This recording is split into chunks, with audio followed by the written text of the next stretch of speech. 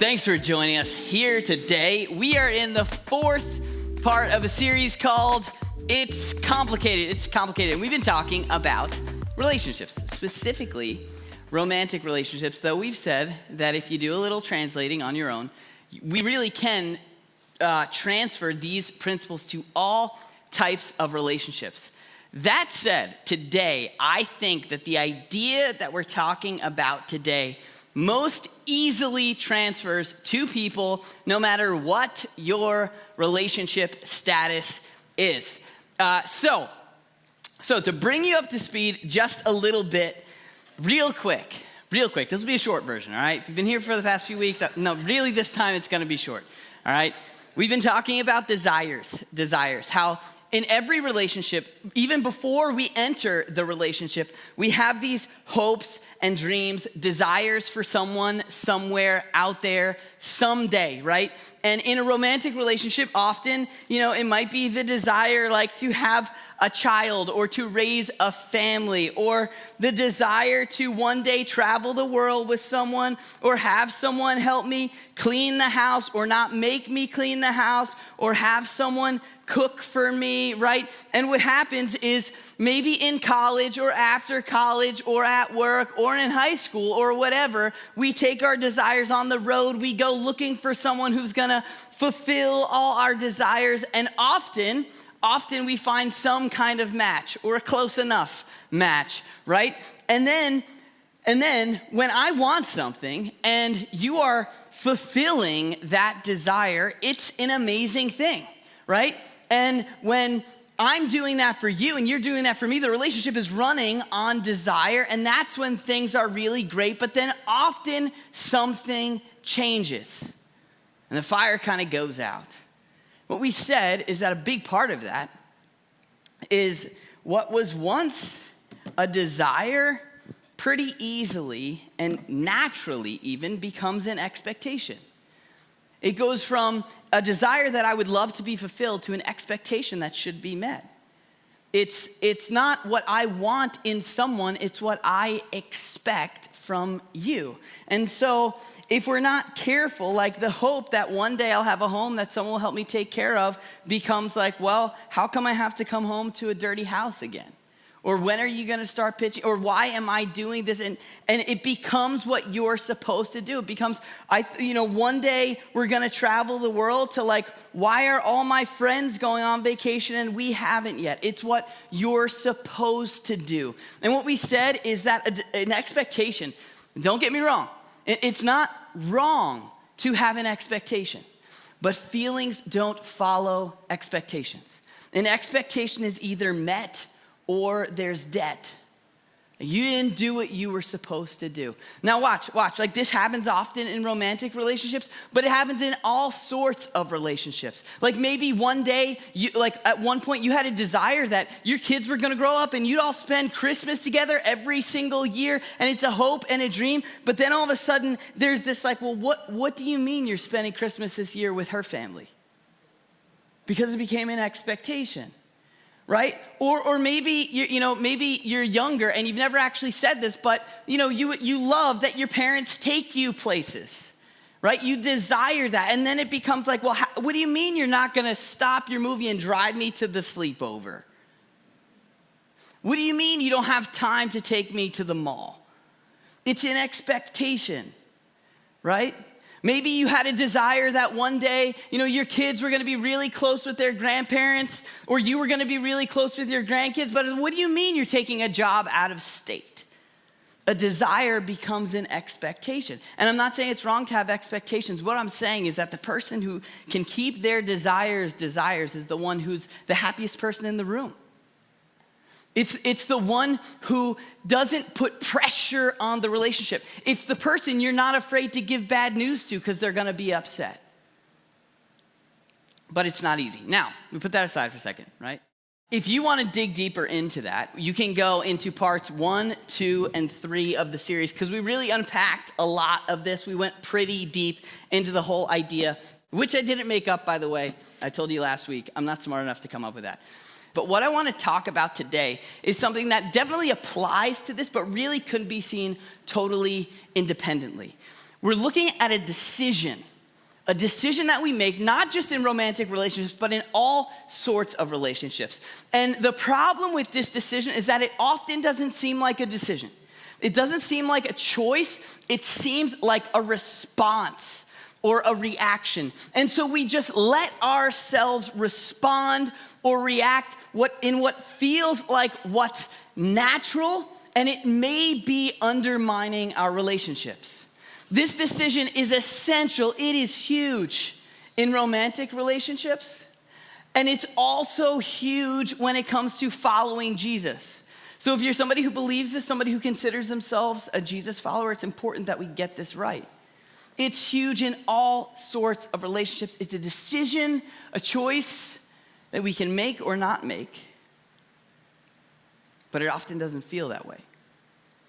And so here's the story, right? Here's the story. Paul is a church leader.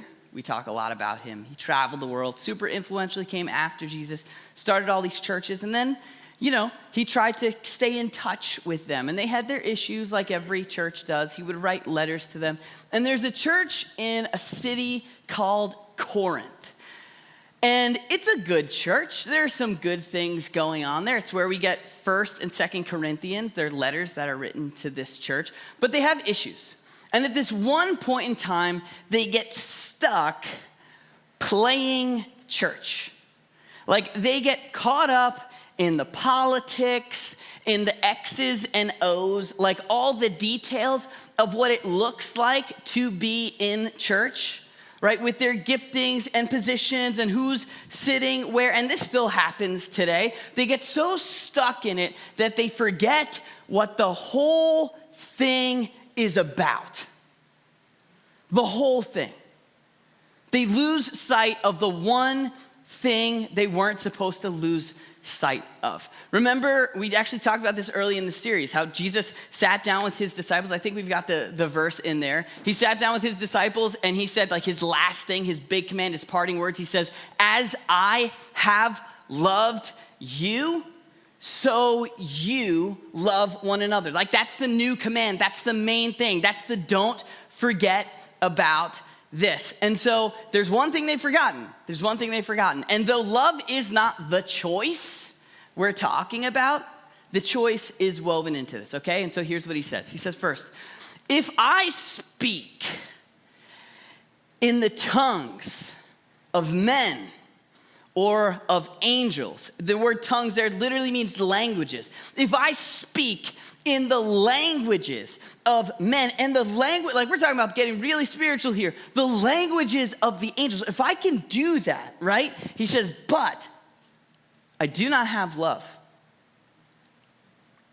I'm only a resounding gong or clanging cymbal. Side note here, right? Pause for a second. He's saying, if I can do all this impressive spiritual stuff, but I don't actually care, I'm nothing.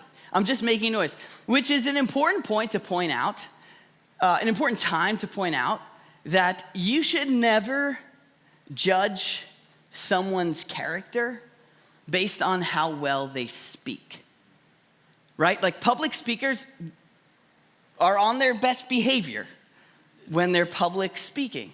And a lot of times this leads to a lot of disappointment in the church because you see someone with a talent and you're like, look, and then you find out behind the scenes, really, there's other stuff going on there. It's happening all over the place. If you want to know what someone's really like, go ask the people close to them. If you want to know what I'm really like, go ask my wife. She'll tell you. You should never judge someone based on how they speak. He says, I'm only a resounding gong or clanging cymbal. He goes on, he says, all right, here we go. Let's get a little more spiritual. If I have the gift of prophecy, like can speak on behalf of God and can fathom all mysteries and knowledge, you should never judge someone based on how much they know. You shouldn't assess their character based on how much they know. This is what Jesus dealt with. He walked in like to the whole religious situation there, and the people that knew the most about God and the Bible were the people who cared the least about people. Knowledge can be deceptive. He says, and if I have faith, and this is a touchy one. Like this is the one that we might know, especially if you've been in church for a while, you might know this, but this one's hard to believe. He's saying, if I have faith faith that can move mountains, right? Really impressive. I can do the spiritual thing. I can pray the big prayers, but do not have love. I'm nothing. There is a main thing, and it is so far beyond what's second place. If we miss what's first, we miss the whole thing. This is what it's all about. He says, if I give all I possess to the poor, give money away, really generous. He says, and I give over my body even to hardship, that I may boast, so much so I could brag about it. But I do not have love, I gain nothing. I gain nothing. This is the main thing. This is the main thing. We can do a whole series all about this. This is what the church should be known for. Jesus on his last night said, this is the command I give you, like a new one. Love one another. You want to know what to do when you're not quite sure what to do? Just ask, what would love require of me to do in this situation? A lot of people would say that the whole New Testament, all the church leaders, everything it's like an articulation of what it looks like to take care of people. Love one another. This is the main thing. And in our relationships, if we go back to romantic relationships, this is the main thing.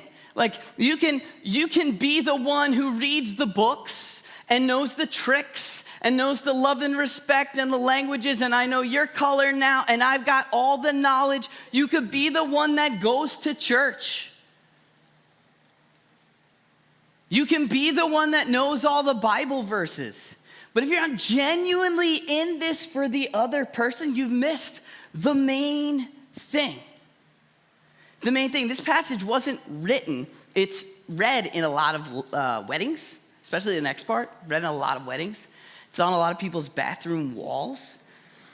But it actually wasn't written for romantic relationships. It was written for the church. He's talking about church people here. We should be known for our love. It's the main thing. And so now, if we take that seriously, right?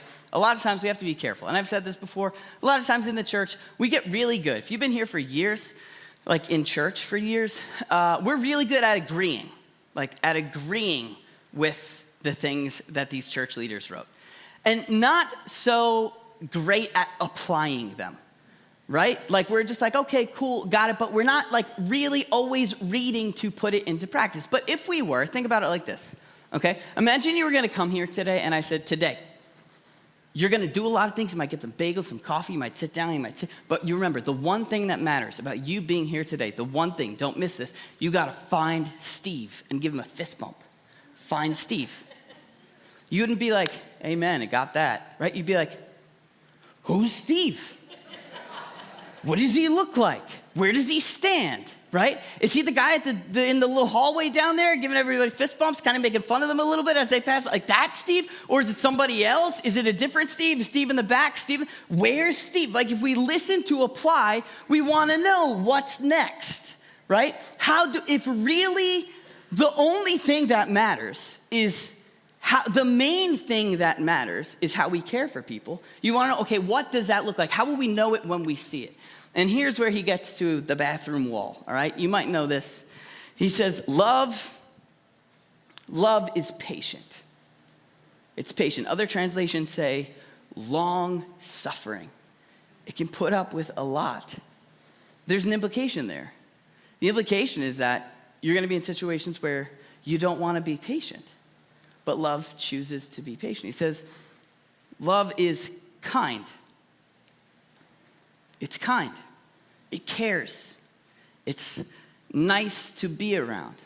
There's an implication there that there's probably going to be situations where you don't want to be kind, right? He says, it does not envy, it doesn't boast, it isn't proud. Now, envy, especially if we go back to romantic relationships, envy, a lot of people, a lot of us wouldn't say a problem in our relationship is envy. Right? But envy is doing this, right? It's you're a little higher, you're here and I'm here. Or have you ever had this argument how come you get to, but I don't? How come it's okay for you to go do this, but I'm not? Really, it's balancing the score. Rather than me being happy that you get to just go out and be with your girlfriends, or your guy friends, well, when am I gonna get what you have? Because I don't like right now that things aren't equal. It says it's not proud, it doesn't boast. This is it's a status thing. You know what's interesting? The number one indicator of divorce is something called contempt. It's when we look down on the other person in the relationship. Like, yeah, whatever. Like, what you say just means nothing. You're smaller than me. Like, boast, proud, it's terminology, it's wording of rank. There's no contempt if you're not feeling like you're above somebody else. It's not proud. It doesn't dishonor others. This is another term of value. Love treats people like they're valuable, whether they're valuable in society or not, whether they've got connections or not, whether they're adults or kids, whether they have positions of influence or they're nobodies, whether they can give you something in return or not. Like, it values people. He says it's not self-seeking.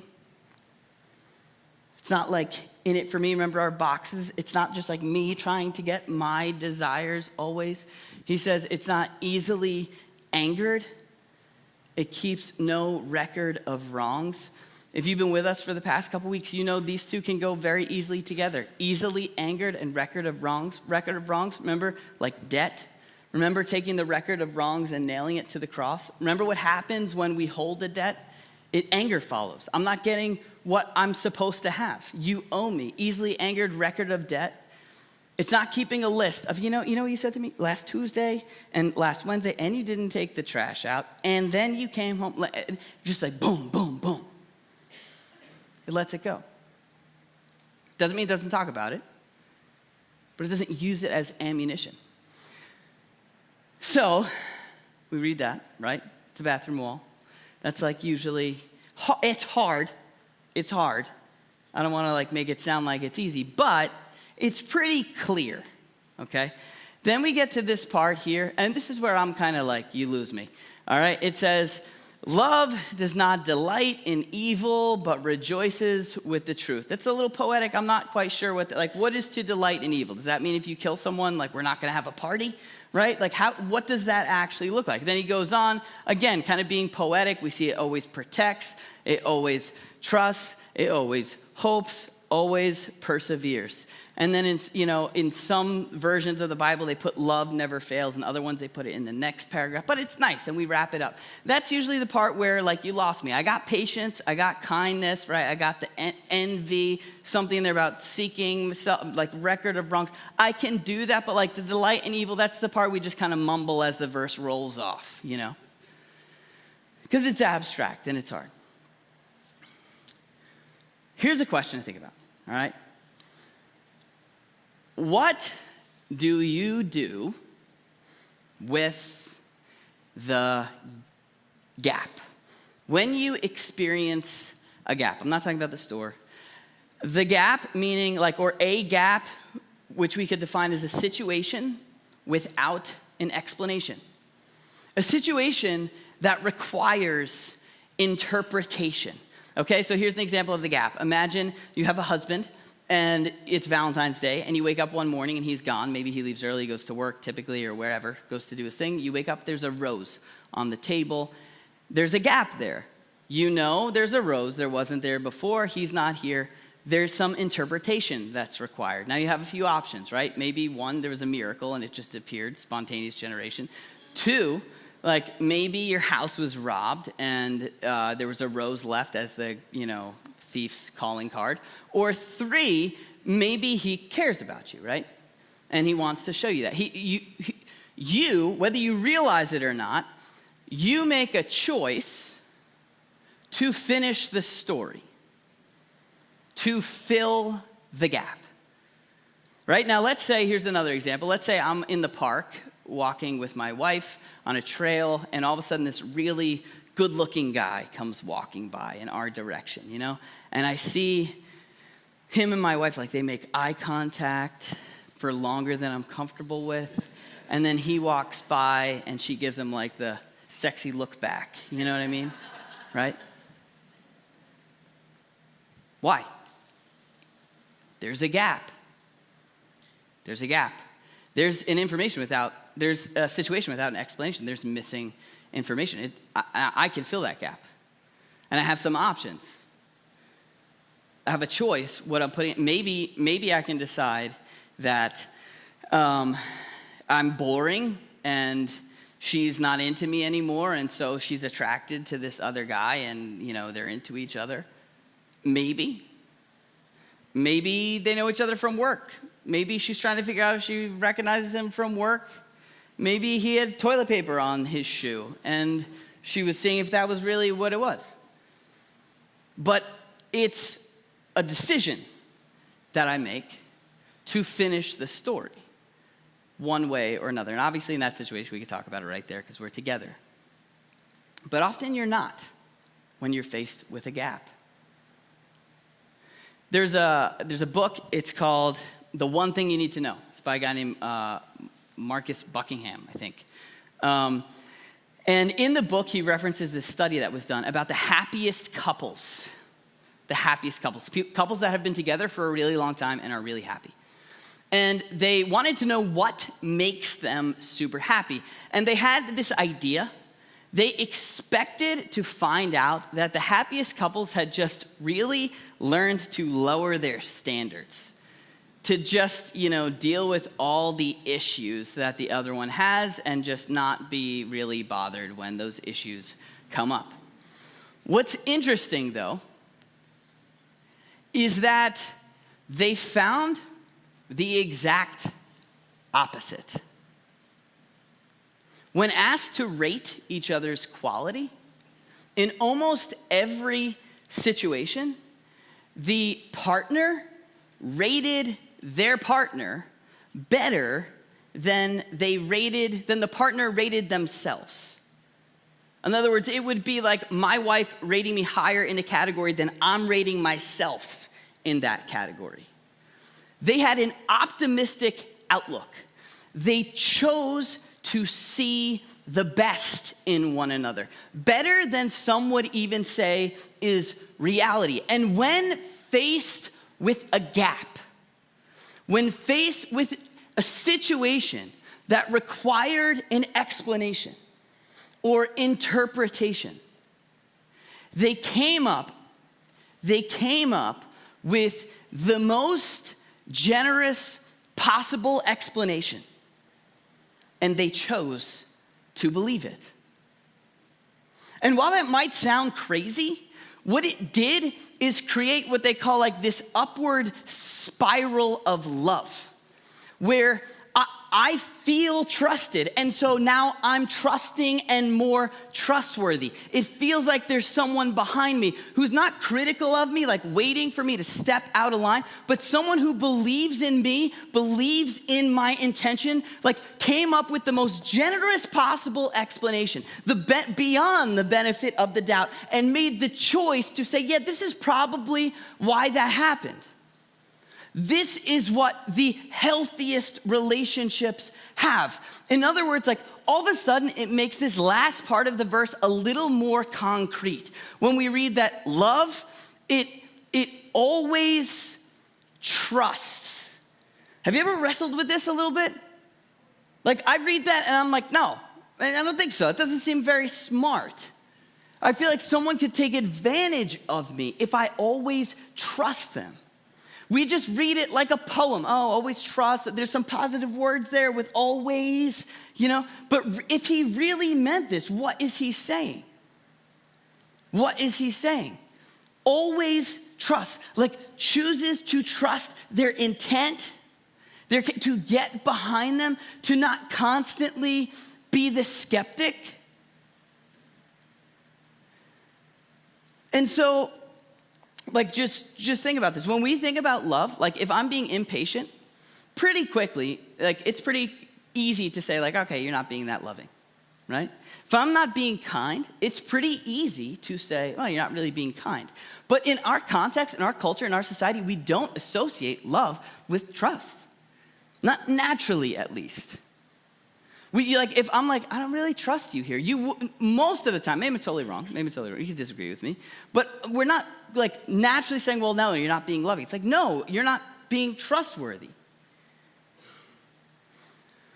And if you can't handle always, what if like we leaned toward trust or took a step toward trust? If we chose to write better stories.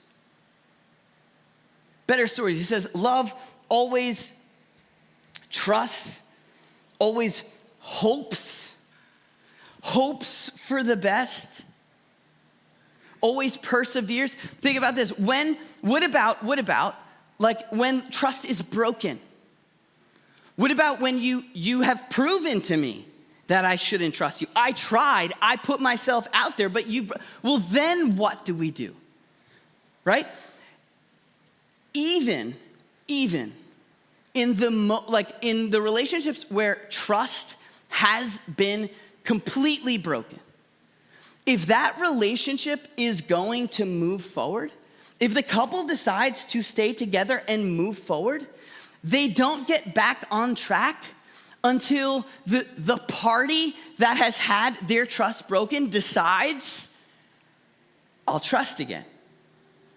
Otherwise, the couple is bound, is stuck, is locked in this cycle of suspicion where I always think you're up to something and I'm always defending myself because you always think I'm up to something.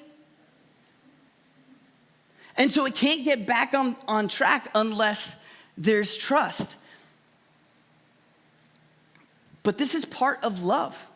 Like your patience can be taken advantage of. Your kindness can be taken advantage of. If you're selfless, that can be taken advantage of. If you're not keeping a record of wrongs, you could be taken advantage of. We call that vulnerability. And if you know much about vulnerability, you know that like without vulnerability, there can't be intimacy.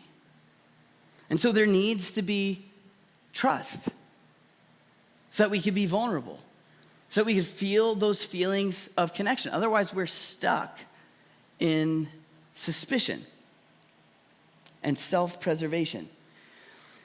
Love does not delight in evil, but it rejoices with the truth. Now, that sounds poetic. The way it's translated, it sounds like just these fluffy words. But the idea is that love is not looking for bad.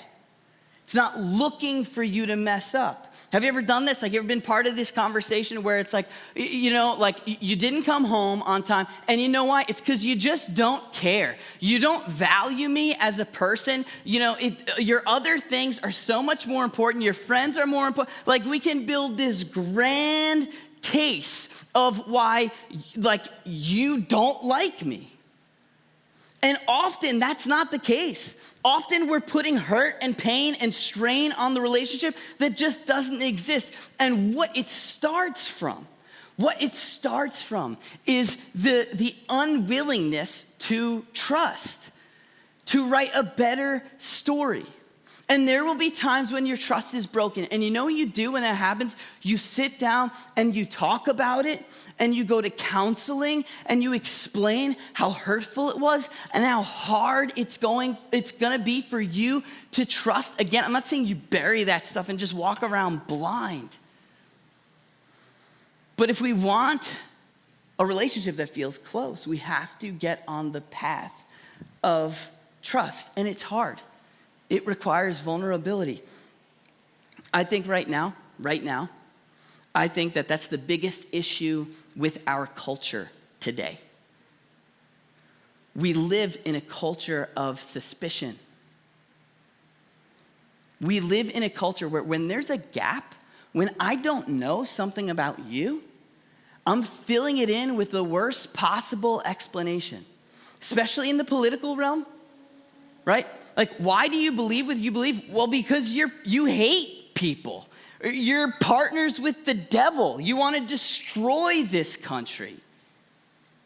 You have no value for you're godless, right? This is called the fundamental attribution error, if you've ever heard of it. The idea is that when I do something wrong, I can explain it. It's circumstantial, right? I'm late to work because I'm busy and I got a lot of pressure and I got this and I got that. But you're late to work because you're lazy. And so it's like, well, I'm sure I've been wrong about what I believe in the past, but it was because this is what I was taught and this is what was passed down to me, and here's how I came to that understanding. But why do you believe it? Because you're just bad. And there's no like middle ground. When you're dealing with evil, you don't negotiate with evil. You shut them out, you push them away. We have learned, listen, watch for it. We have learned to assume the worst. And I'm not saying you have to always trust, but what if we just took like a step toward trust? Like maybe not the most generous possible explanation, but what about a like remotely generous possible explanation? Like maybe they landed on that side of the argument, on that side of the issue because they're reasonable people, and maybe the version of that situation they were presented makes sense to them. And maybe it seems to be what's right. And maybe if we have a conversation, we can understand each other better. If you've ever heard yourself say, I don't understand how anyone could possibly think that or believe that, that's a great place to start. Like admitting you don't understand. So what if we like took a step toward trying to understand, hey, can we have a conversation? I know that you're a reasonable person. I know you care about people. I value what you value. Help me understand how you came to that place. Rather than being like, no, outdone. And it's not just in the political realm, right? There is a vibe of suspicion. There's a vibe of, a teacher contacts a parent. What if we started to think like maybe that teacher really does want what's best for my child, right? What if the people that I'm facing on aren't out to get me? What if they're not late to work because they don't care? What if they're late because they have something crazy going on in their lives? What if when we were faced with gaps, situation that required interpretation, what if we understood part of loving, part of being like Jesus is coming up with a more generous explanation? Not living in a fantasy world, right? But let's say you're home, okay? Back to relationships. Let's say you're home and you've got a wife and your wife says, I'll be home at 6 o'clock. And 6 o'clock comes and she doesn't show up and she doesn't answer her phone. Well, why? Maybe it's because your cooking stinks and she doesn't like you and she doesn't want to spend time with you and you just don't mean anything to her and there's no respect in this relationship, and fill in the blank, right? Or maybe she has a flat tire on the side of the road. Maybe something happened at work. Maybe she's stressed out. Maybe she's on the side of the road watching Netflix on her phone. But maybe she's doing that because she's under a tremendous amount of pressure. And maybe she just needs to exhale before she comes home. And maybe it would transform your relationship if she knew she would come home to somebody who was willing to hear that story. Rather than someone that's home, like building a case for why she should have been here when she said. I'm gonna ask the band to come back up here, and here's what I wanna leave you with. If you're in a relationship right now, what if you just tried this for 1 week? 1 week, every single time you had to make an interpretation you came up with the most generous possible explanation, and you chose to believe it. You chose to believe it. And if you're not in a relationship, think about a relationship in your life that's under some pressure right now. Think about a relationship where maybe things aren't going well. Maybe it's with a boss, maybe it's with an employee, maybe it's with a neighbor, a cousin, a friend, a sibling. Something that's not going smoothly. And think, give some time to thinking about how you're filling the gaps. Are they acting that way because they don't care at all? Are they acting that way because they're out to get you? What if we decided, even just for a short amount of time, even if you can't do always trust, what if for 1 week we decided, okay, I'm gonna give them the benefit of the doubt. I'm gonna come up with the most generous possible explanation, and I'm gonna choose to believe it. I'm gonna choose to put myself in a place where I'm vulnerable. It's a choice. It's a choice, and it's a choice that can change our relationships.